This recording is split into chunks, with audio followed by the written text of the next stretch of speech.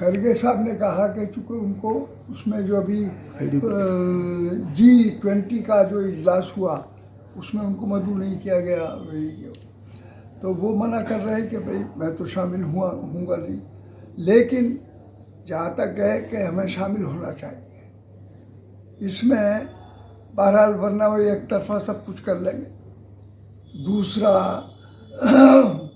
यानी उसके खिलाफ जो कुछ भी है वो सामने नहीं आ सकेगा। मैं समझता हूँ कि शायद शामिल तो इसमें सभी लोग हो रहे हैं, मेरा भी इरादा शामिल होने का ही है।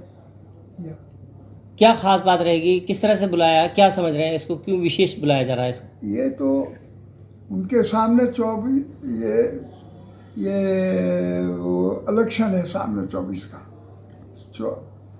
उस इलेक्शन की वजह से सारी तैयारियों में ये सब लगे हुए हैं।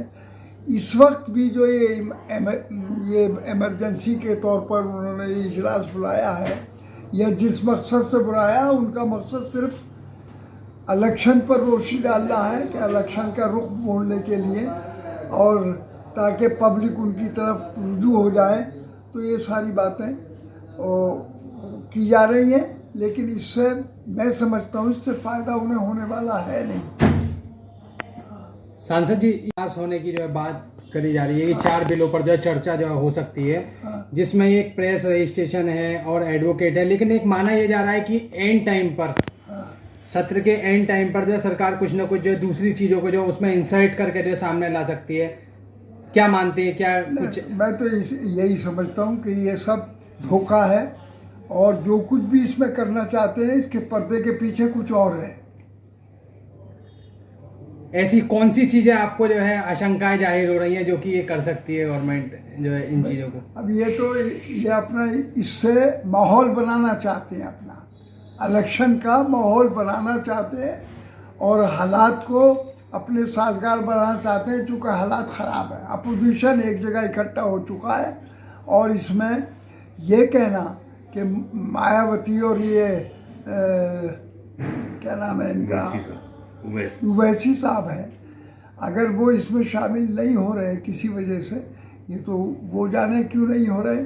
लेकिन जहाँ तक संगठन का ताल्लुक़ है, संगठन में बहुत मजबूती आई है, और जो उसका आपस में गठजोड़ हुआ है, जो उसने इंडिया पार्टी का नाम रखा है, इससे तो बीजेपी खुद ही घबराई हुई है, समझ गए। तो और अगर ये भी शामिल, वैसे मैं तो यही गुजारिश करूँगा कि इसमें मायावती भी और वैसी साहब भी और जो भी सभी लोग, हम जितने भी अपोजिशन के, सबको शामिल होना चाहिए। ओबीसी साहब कह रहे हैं कि हमें गठबंधन में शामिल नहीं किया गया है, गठबंधन बिना हमारे जीरो के बराबर है, जब तक हम शामिल नहीं होंगे तब तक ये शून्य भरा नहीं जा सकता, और हम तीसरे मोर्चे की तैयारी कर रहे हैं।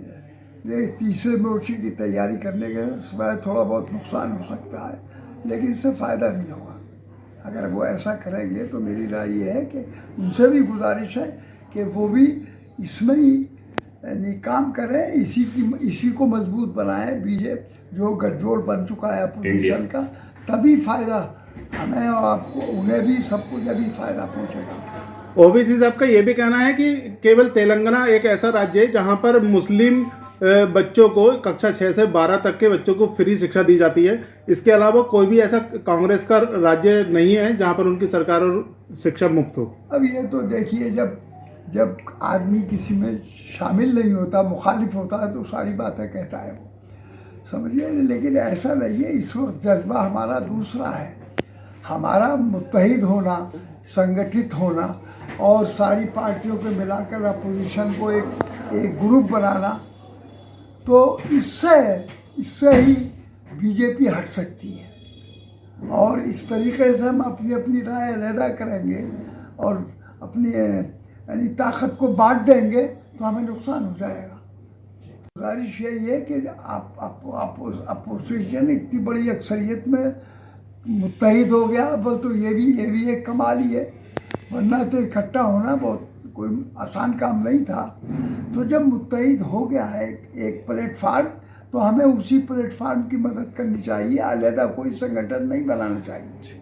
भारतीय सेना का कहना है कि हमने जो है आतंकवादियों को भगा कर मारा है। तो आतंकवाद पर क्या कहना चाहते हैं?